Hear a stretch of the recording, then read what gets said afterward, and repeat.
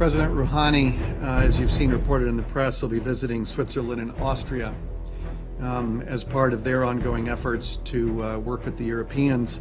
It is interesting that he will be traveling to Vienna. This month of July is the 29th anniversary that Iranian operatives using diplomatic cover assassinated the head of an Iranian Kurdish dissident group and two others. Abdul Rahman Ghassemlou was born in 1930 in Urmia to a Kurdish family of landlords during the Shah's reign in Iran. At 18, he went to France to get his bachelor's in economics and sociology. From a young age, Ghassemlou showed great courage for his political principles. In Paris, he organized protests and spoke out against the Shah's increasing autocratic behavior. As a result of pressure from the Iranian embassy, Ghassemlou was forced to continue his education in Prague. He was a leading Kurdish academic of his time. His PhD dissertation, Kurdistan and the Kurds, was published in 1962 and translated into many languages. It is the primary source of their geography and history. Ghassemlou garnered international respect in 1968 as a professor of economics at Charles University in Prague, condemning the Soviet invasion of Czechoslovakia. Ghassemlou believed that any ideology, including socialism, cannot and should not be promoted through military means. He paid the cost for his intellectual stance against the Soviet invasion when he was expelled from Prague. In 1971, Ghassemlou became the president of the Kurdistan Democratic Party of Iran and reorganized it.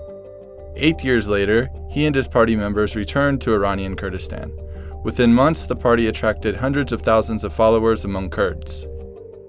Ghassemlou, on one hand, mobilized his party militarily, while at the same time looked for any opportunity to negotiate with the Islamic Republic's leader, Khomeini. Kurdish areas were an anomaly because nationalist sentiment for Iran became the main theme in Kurdistan, while Islamists obtained popular support elsewhere. After the 1979 revolution, Ghassemlou was the Kurds' most influential leader. In the first election in 1982 after the revolution, he was elected by the people of West Azerbaijan to the Assembly of Experts to prepare the constitution.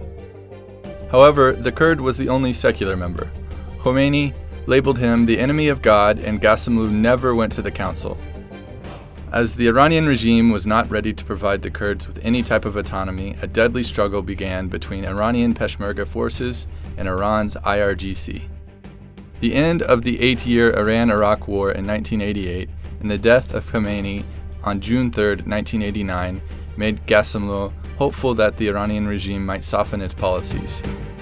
His aide and an Iraqi professor acting as a mediator went to Austria to negotiate in late 1988 and early 1989. But on July 13, 1989, Ghassemlou was assassinated by suspected Iranian operatives in Vienna.